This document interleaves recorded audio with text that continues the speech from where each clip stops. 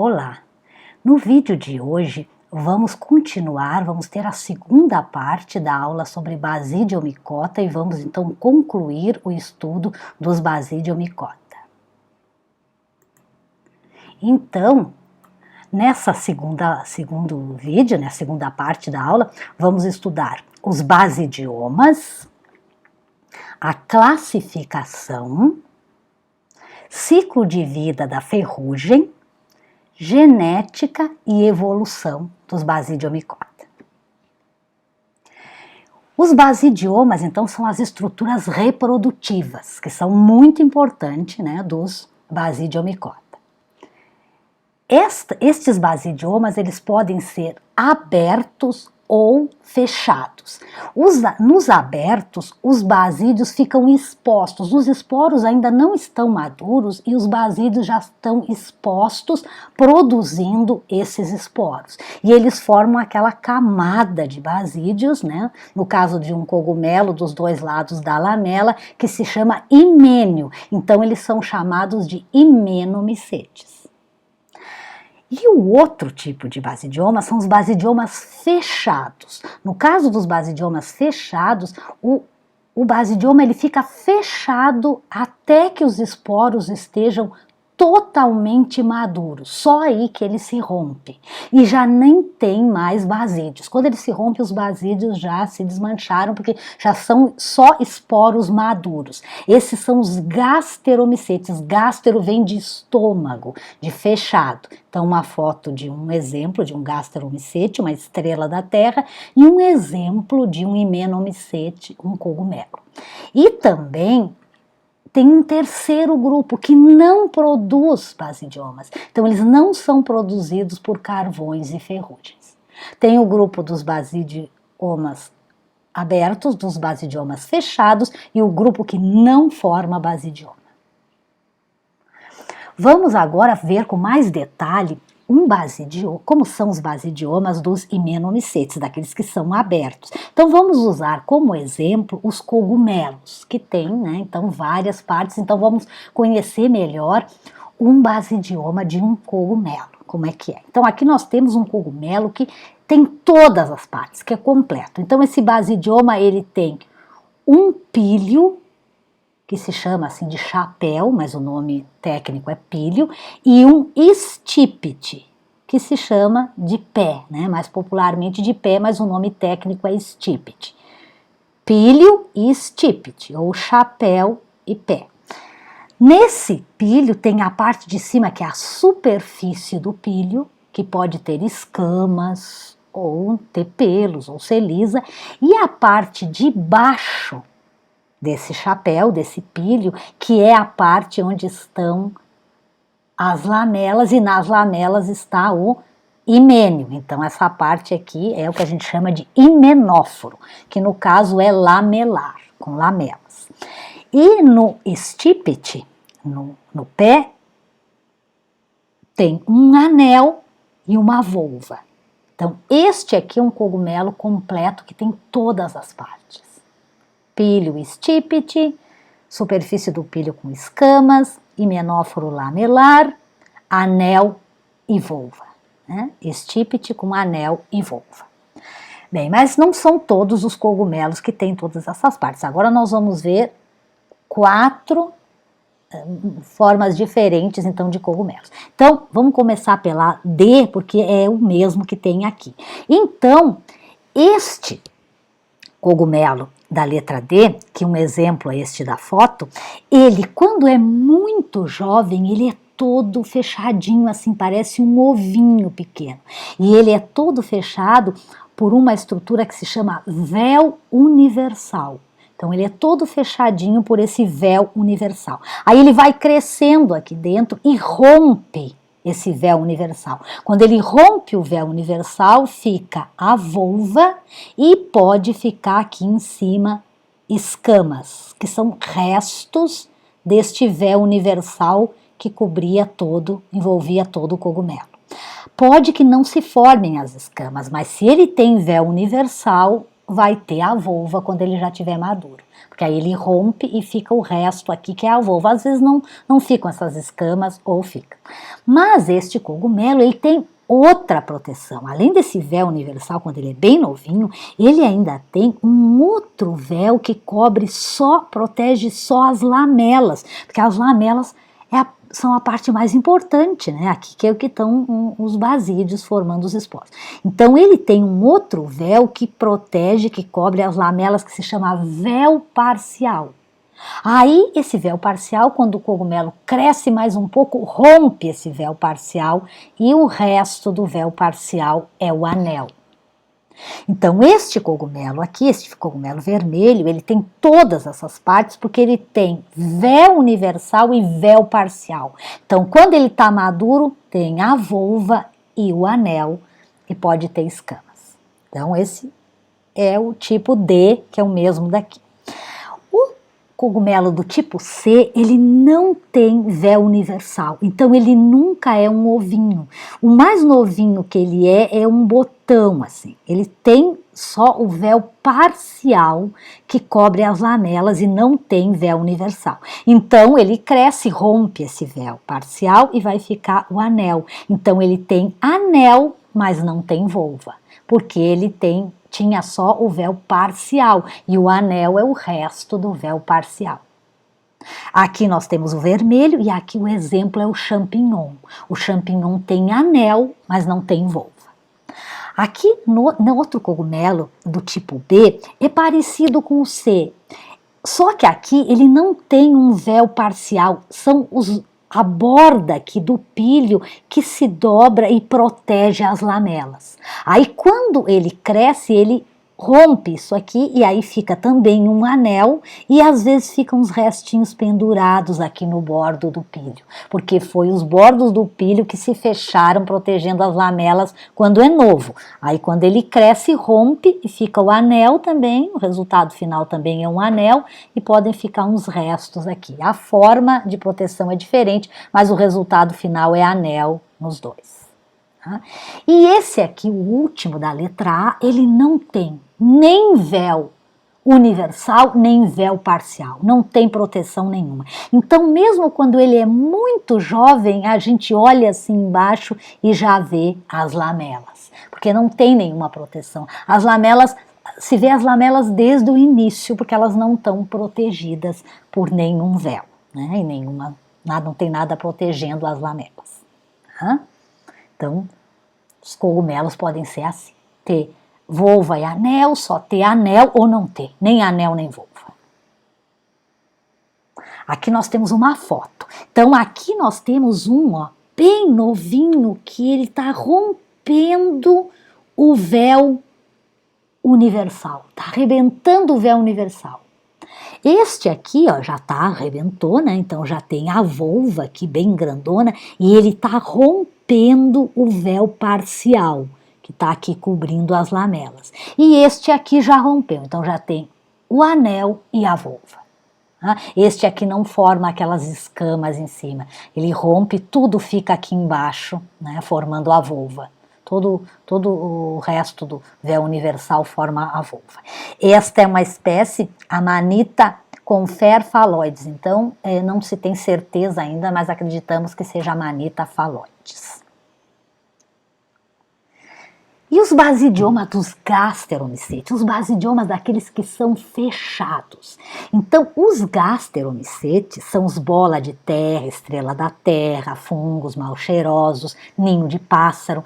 Estes gasteromicetes, eles ficam fechados até que os esporos estejam totalmente maduros. Então, eles têm um envoltório que se chama perídio. Perídio envolve para ele ficar fechado.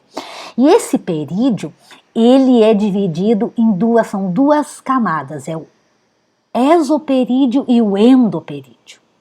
Então, nos bola de terra, o exoperídio e o endoperídio ficam grudados, então só se vê um envoltório. E aí, quando os esporos estão totalmente maduros, ele se racha, ou como o caso desse da foto, ele forma um poro aqui, que se chama ostíolo, por onde vão sair os esporos. Saem nuvens de esporos. Os esporos são né? E como é que saem esses esporos? Então tem que passar um animalzinho aqui, um inseto, cair algum galho, uma gota grossa de chuva, porque é uma liberação passiva.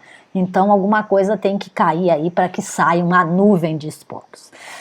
Já nas estrelas da Terra, o exoperídeo se abre na forma de braços de uma estrela e o endoperídeo, então, não se abre e forma um ou mais poros, ostíolos, para que saiam os esporos. Aqui ela está fechadinha, está se rompendo e aqui está se abrindo, o exoperídeo que se abre como esses braços de uma estrela e o endoperídeo está aqui. Então é bem separado. O exoperídeo do endoperídeo nos bolas de terra são juntos os dois. E aqui nós temos os que têm cheiro ruim. Eles têm um cheiro muito desagradável porque os esporos são dispersados pelas moscas e por besouros, né, que se alimentam desses esporos e aí levam nas patas, nas asas e dispersam os esporos. Então esses que têm cheiro ruim, os mal cheirosos, eles são, quando jovens, também todo fechadinho, parece um ovinho. Um ovinho, quando os esporos estão totalmente maduros, se rompe esse perídeo e tem um estípite que se estica e aqui na ponta tem uma cabeça. Essa cabeça tem a massa de esporos que tem cheiro de carne podre. Né? Cheiro de carne podre porque atrai essas moscas que voam quilômetros atraídas por esse cheiro e os besouros também que dispersam os esporos. Esse resto que fica aqui do perídeo também se chama de volva nesse caso. Né? E o estípite e a cabeça. Não é pilho nem chapéu, é cabeça, porque aqui tem uma massa de esporos maduros. O chapéu tem que ter as lamelas ou outra estrutura embaixo com himênio. Esse não, esse já tem uma massa de esporos, então se chama de cabeça. Volva, estípite e cabeça. Este aqui, essa parte da cabeça está diferenciada, se dividiu e parecem uns dedos assim. Né? Então aqui fica a massa de esporos e tem uma mosca aqui, pousada, que vai liberar esses poros. E a parte da volva não se vê, porque aqui ficou aqui dentro na vegetação, não se enxerga. Então esses são os falales, que são esses que têm o cheiro ruim. E tem também os ninhos de pássaro. Os ninhos de pássaro, quando são novinhos, eles ficam fechados também. Todo fechadinho, parece uma turbininha de avião em miniatura. Todo fechado.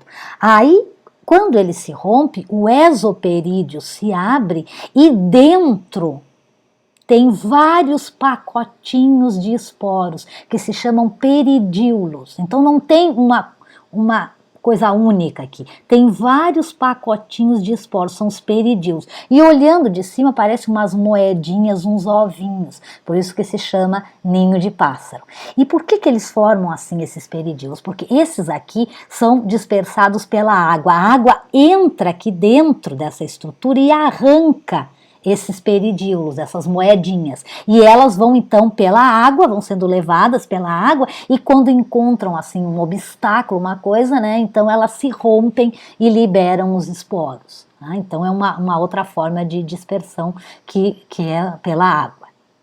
Ah, então esses são os fechados, os gasteromicetes. E os himenomicetes são os que já expõem os basídeos enquanto estão formando os esporos. Esse aqui, só quando os esporos já são uma massa de esporos madura, é que eles se rompem, os basídeos já nem tem mais, já até se desmancharam. Então, como é que é a classificação? Então, agora que a gente já viu várias coisas que você já conhece, vamos ver como é que é a classificação que a gente está usando, que é uma classificação didática, tá? Então, é bem simples, porque é uma classificação didática. Então, tem os himenomicetes, os gasteromicetes e os teleomicetes. Seriam 3 classes. Himenomicetes, gasteromicetes e teleomicetes. Os himenomicetes, basidiósporos expostos sobre o basidioma recém-formado. São os cogumelos, as orelhas de pau, as auriculares, os fungos coraloides. Tá? Podridão branca e podridão castanha. Então aqui nós temos os fungos que são os que decompõem a madeira. Então pode ser decomposição, né, podridão branca e podridão castanha. Os de podridão branca, eles decompõem celulose, hemicelulose e lignina, e sobra um pouquinho de celulose que é mais clara. Então a madeira fica esbranquiçada e bem assim, mas bem apodrecida, bem mole. Tá? E os de podridão castanha, eles decompõem celulose e hemicelulose, mas não decompõem a lignina. Então a madeira fica toda como se fosse em cubos, então também chama de podridão cúbica. Ficam como se fossem uns cubinhos se partindo e bem escura, porque a lignina é escura, então é castanha. E a celulose é clara, é podridão branca. Aqui sobra um pouquinho de celulose e aqui sobra a lignina, então é podridão castanha. E as ordens, dentro dessa classe, quais são as ordens? Agaricales é a ordem dos cogumelos. Então aqui estão os cogumelos. Afiloforales, nos afiloforales tem os fungos prateleira, que parecem umas prateleiras assim nas árvores, os fungos coraloides, os fungos em forma de funil, então é bem variado. Auriculariales são as orelhas de pau que tem a consistência cartilaginosa, igual a da nossa orelha. E essas auriculariales, então, aurícula, né, vem de ouvido, de aurícula, então parece, é meio parecida com a nossa orelha e é com a consistência cartilaginosa também, tá? São as auriculariales. E os tremelares são os gelatinosos como esse aqui da foto, né? Então, tem uns que são meio cerebriformes, assim, gelatinosos. Esses são os himenomicetes, todos eles formam aquela camada onde estão os basídeos, que se chama himênio. Os gasteromicetes são os que são fechados, basidiósporos formados dentro do basidioma fechado. São os puffball, né, as bolas de terra, os fungos mal cheirosos, os ninhos de pássaro. Então esses ficam fechados e só se rompe quando os esporos estão totalmente maduros. Tá? Então as ordens, Lycoperdales são os bola de terra, estrela da terra, Phalalis são os fungos mal cheirosos e Nidulariales são os ninhos de pássaro. Tá? Aqui nos agaricales, nos cogumelos, a gente tem o himenóforo, né, essa parte onde estão as lamelas, que a gente chama de himenóforo, lamelar. E aqui nos afiloforales pode ser tubos, dentes, pode ser liso, tá? Aqui nos auriculariales o himenóforo são veias, né? Então varia. Nos cogumelos é quase sempre lamelas. Aqui temos vários tipos, nos auriculariales são veias, né? Himenóforo com veias. Bom, e os teleomicetes? Os teleomicetes não produzem basidioma, sem basidioma, basidiósporos produzidos em massa, eles não formam um basidioma, eles não formam uma estrutura macroscópica, um basidioma, eles produzem massas de esporos, são os carvões e ferrugens, e eles produzem vários tipos de esporos, mas um dos tipos é de parede grossa e é a fase de resistência, que se chama teleósporo, esses é que dão o nome para a classe. Teleósporos são os esporos de resistência dos carvões e ferrugens.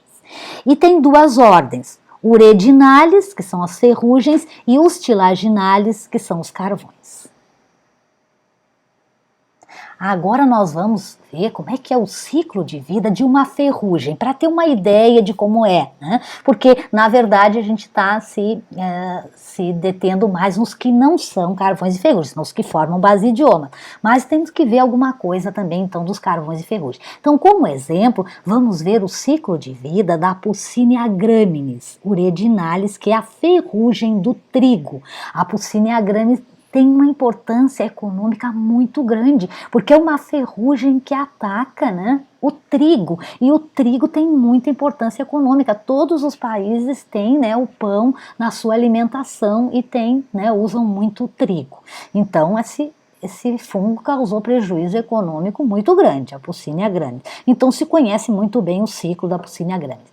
E esse ciclo de vida, ele tem vários estágios de esporos e duas plantas. Então a primeira parte do ciclo é numa dicotiledônia, no berberis, e a segunda parte do ciclo é que é no trigo. Então precisa de 2 hospedeiros, o berberis e o trigo. Vamos ver aqui um esquema que é mais didático para explicar bem então esse ciclo. Então quando chega a primavera, né, no início da primavera, os basídeos formam os basidiósporos que são levados pelo vento. Então é o momento da formação dos basidiósporos. Então os basídeos formam basidiósporos que são levados pelo vento. Agora os basidiósporos são de diferente compatibilidade, porque esses fungos eles são heterotálicos, né? Então são de diferente compatibilidade. Está mostrando aqui um com núcleo vermelho, outro com núcleo azul, que é para mostrar que são diferentes. Então, esses basidiósporos, eles vão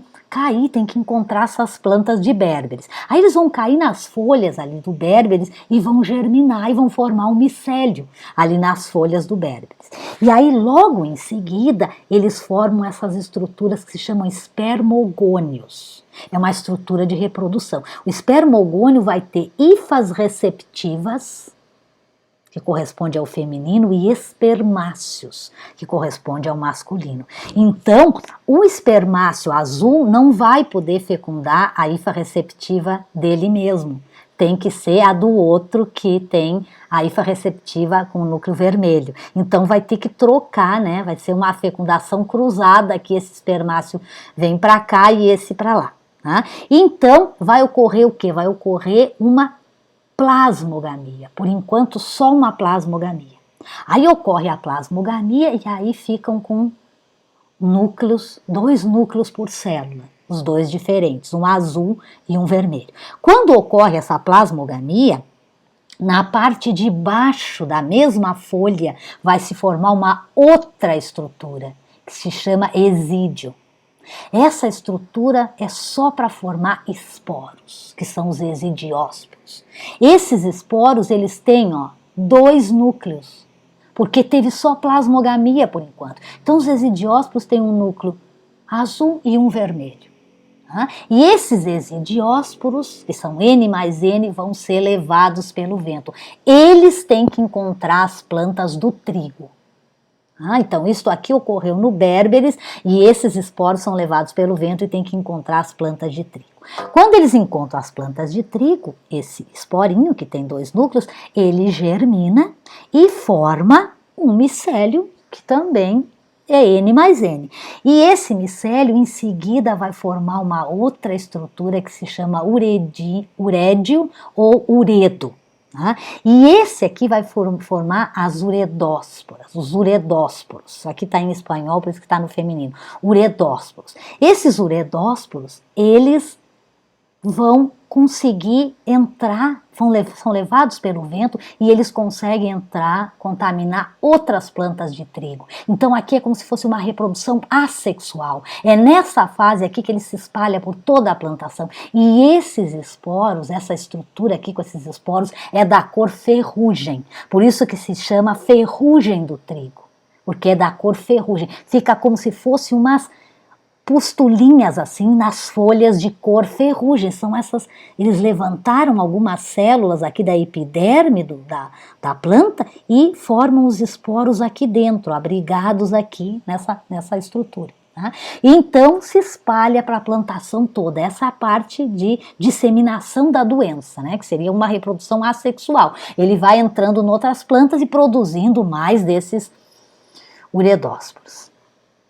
Mas aí o que vai acontecer? Quando chegar no final do verão, o trigo vai ser colhido, as plantas vão morrer, porque daí no outro ano tem que plantar de novo. Aí o que o fungo faz? O fungo começa nessa mesmo local aqui, que antes era o uredo, vão se formar cada vez menos esporos cor ferrugem e vão começar a se formar outros esporos que são de parede grossa e que são pretos. E aí essa estrutura agora já é o télio, porque vai formar os teliósporos. Os teliósporos têm parede grossa, né, são pretos de parede grossa, tem 2 células.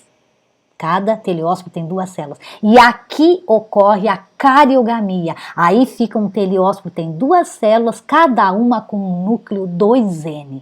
Então agora ocorreu a cariogamia. E esse teleósporo é que é a fase de resistência. Ele vai ficar no solo, tem sua parede grossa, ali vai passar o inverno, vai passar o outono e o inverno ali no solo, nessa forma de resistência que é o teleósporo. Aí no finalzinho do inverno, que já vai vir a primavera, esses teleósporos germinam, cada célula forma um basídio. E o basídio então forma os 4 basidiósporos, ocorre uma meiose, né, aqui no basídio, e formam 4 esporos e formam septos também. Então o basídio ele é septado transversalmente e vai formar 4 basidiósporos. E esses basidiósporos vão ser levados pelo vento, vão encontrar as plantas do berberis e aí começa tudo de novo. Esse encontro aqui do espermáceo diferente, o azul com o vermelho, isso é tranquilo porque às vezes numa mesma folha se formam espermogônios de mais de dos 2 tipos, né? Se formam vários espermogônios numa mesma folha, então essa fecundação aqui é bem fácil, tá? E então vai ocorrer isso. Então esse ciclo ele tem 2 plantas, envolve 2 hospedeiros e várias etapas. Então é considerado assim que tem 5 estágios. O estágio aqui de espermogônio é considerado o estágio 0. O exídio, que forma aqui os N mais N, que vão encontrar o trigo, é o estágio 1. Os uredósporos, que são os esporos cor ferrugem, né, formado nesse uredo aqui, ferrugem, é o estágio 2. O télio, que é o estágio de resistência, que são os pretos de parede grossa, é o estágio 3. E os basídios são o estágio 4. Então, vai do 0 até o 4, então são 5 estágios. Então, é um ciclo muito grande, com vários estágios, com 2 hospedeiros. Então, é muita energia, né, que o fungo gasta em tudo isso. Então, os carvões que não têm tantas etapas no ciclo de vida são considerados mais avançados que as ferrugens que têm todos esses estágios de esporos. Aqui tem um outro que é só para ilustrar umas coisas aqui. Esse aqui mostra o que ocorreu, que etapas que ocorrem no trigo e que etapas que ocorrem no berberis. E também tem aquelas flechinhas, os esporos são N, aqui, né, as hifas receptivas dos espermáceos são N, aí ocorre a plasmogamia, fica N mais N, aí a fase, né, ferrugem é N mais N, aqui no teleósporo no início é N mais N, né, mas aí depois tem a cariogamia, fica 2N, e tem a meiose aqui nos basídeos. Tá? Então aqui, o único problema desse ciclo é que ele de um livro muito antigo, então é pícnio e picniósporos, é um nome antigo para espermogônio e espermáceo. Então não se usa mais esse nome, se usa espermogônio e espermáceo. Então isso aqui é muito antigo, uma nomenclatura muito antiga. Tá? Então toda essa parte aqui é N, a flechinha fininha, né? Os esporos, os basidiósporos, esses espermáceos e receptivas. Aí aqui nessa parte de baixo da folha, porque teve a plasmogamia, já esses esporinhos que vão encontrar o trigo já são N mais N, os esporos ferrugem também são N mais N, aqui é N mais N, mas aí ocorre a cariogamia, fica 2N, mas aí já tem a meiose. Mas ele passa a época desfavorável no solo, assim 2N, tá? Que é a fase de resistência. Tá? Então aqui estão os simbolinhos. E aqui também mostra, ó, que essa parte é a reprodução assexual, porque esse dá de novo ele mesmo, que são os urediniósporos, que são a fase então ferrugem, por isso que se chama ferrugem do trigo, que daí se espalha para a plantação toda. Bom, na outra coisa que a gente tem que ver assim, de uma forma bem geral, só para vocês conhecerem, porque é bem interessante, é como é que funciona essa parte genética da reprodução sexual, tá? Só da reprodução sexual.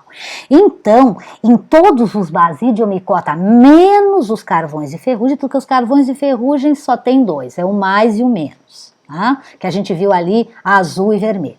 Agora, os outros basidiomicota, todos os outros que não são carvões e ferrugens, eles formam 4 esporos diferentes na reprodução sexual. É como se eles tivessem 4 sexos.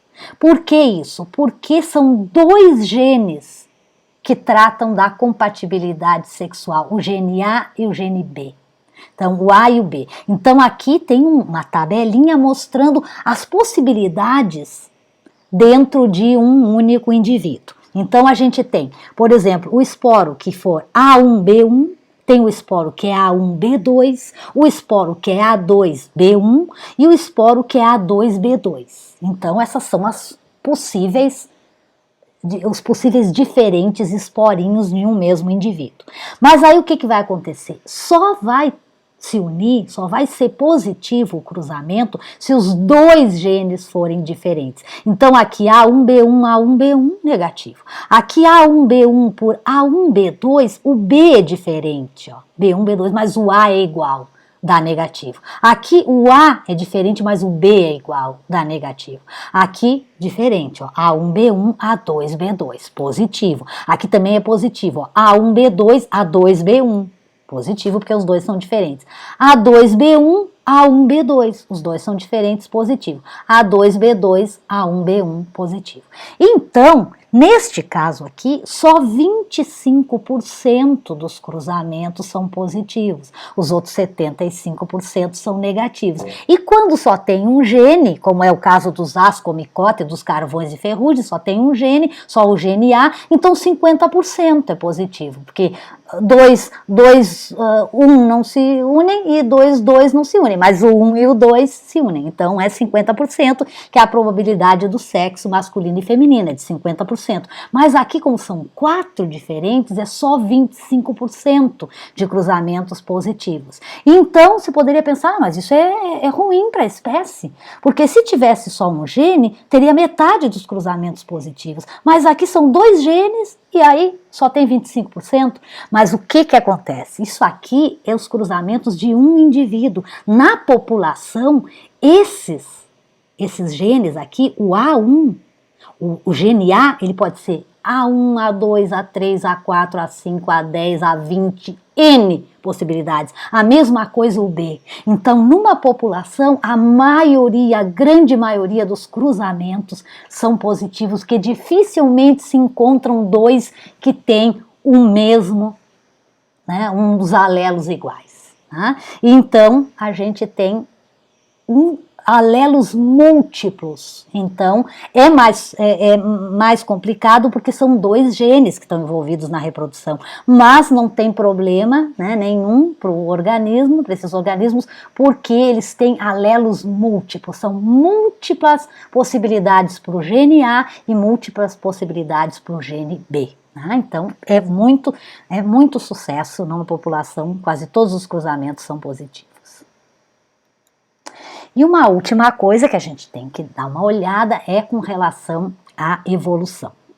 Aqui nós temos um cladograma que é uma hipótese evolutiva. Tá? Essa hipótese evolutiva foi feita baseada em caracteres morfológicos e ainda sequências de DNA ribossomal. Então, características moleculares e morfológicas, para chegar nessa hipótese de evolução. Então, a gente tem bem aqui na base os ascomicota, que é o grupo irmão, que seria mais simples que basidiomicota. Depois já vem basidiomicota.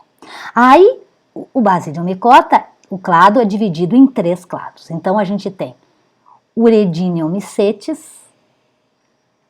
que são as ferrugens, os Tilaginomycetes, que são os carvões, e que seriam mais avançados que as ferrugens, e depois a gente teria um clado Hymenomycetes, mas aqui tem tudo menos carvões e ferrugens, mas o nome do clado, como predomina, né, Hymenomycetes, é Hymenomycetes. Então aqui dentro a gente tem, primeiro aqui sai Tremelales, que são aqueles gelatinosos que têm o basídio dividido longitudinalmente. Aí depois o outro grupo, aqui nós temos uns grupinhos pequenos até que chegamos nas orelha de pau, auricularialis, que também tem, aqui todos esses têm basídio septado. A auricularialis tem o basídio septado transversalmente. E depois os 3 grupos que tem basídio inteiro. Por isso que eu disse para vocês antes que basídio inteiro é considerado mais avançado. Esses aqui tem o basídio unicelular, o holobasídio. Então, a Filoforalis são aqueles então que são os fungos prateleira, são os coraloides, os forma de funil. Aqui tem himenóforo tubular, denteado, liso, né, vários tipos. Depois vem os gasteromicetes, que são os fechados, e depois, por último, os agaricales, que são os cogumelos. Então, por essa hipótese aqui, que tem se confirmado com todos os estudos, o mais avançado que teria de fungo seria um cogumelo. Então, mais, né, o máximo da evolução chegaram os cogumelos. Então, os cogumelos seriam mais avançados. E o que é menos? Menos são carvões, ferrugens, todos esses que têm os basídios septados. Então, menos, né, menos avançados seriam as ferrugens, que tem aquele ciclo todo complicado. Depois vem os carvões, que já avançaram um pouco. Depois esses gelatinosos, depois todos esses aqui o basídio. Aqui basídio septado também, né? Carvões e ferrugens tem basídio septado. Aqui o basídio septado longitudinalmente, aqui tudo basídio septado, aí aqui já com basídio inteiro e no ápice dessa hipótese aqui de evolução, os agaricales, que são os cogumelos. Então, seria o mais avançado que a gente tem dentro de fungos, os cogumelos. E, claro, o basidiomicota mais avançado que a ascomicota, né? E depois os outros filos todos mais abaixo. Tá? Então, para vocês terem uma ideia, né, de como foi a evolução nos basidiomicota. Tá? Então, com esse slide sobre a evolução, nós finalizamos o estudo desse filo basidiomicota, que é o grupo muito interessante, né, o último grupo mais avançado do reino fungi. E na próxima aula nós já vamos estudar os falsos fungos, aqueles organismos que parecem fungos, mas não são fungos verdadeiros, porque com basidiomicota nós finalizamos o filo, né, foi o último filo, nós finalizamos o reino fungi. Então até a próxima aula.